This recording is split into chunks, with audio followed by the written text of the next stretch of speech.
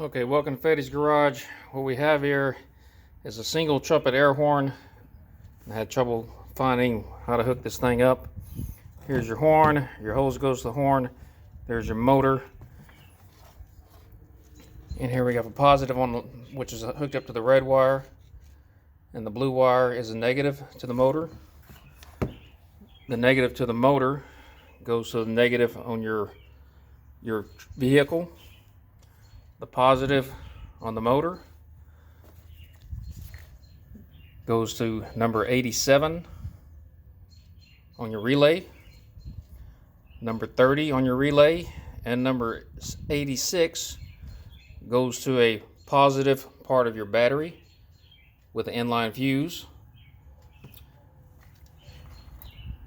The number 85 post will hook up to where your original horn will be from your car, which would be negative. And here's what it looks like on paper.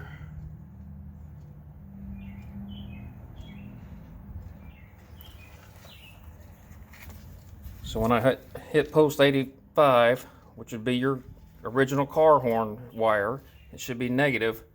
When I do that, the trumpet should fire up.